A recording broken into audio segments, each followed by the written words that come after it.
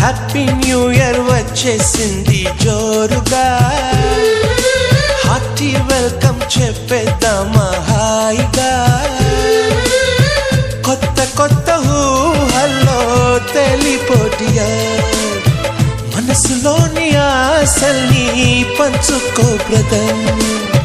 గుండెలోని భావాలు గుప్పుమన్న ఈ వేళ, కదిలల్లే కాలపు కన్నెకి టాటా చెప్పుదామా.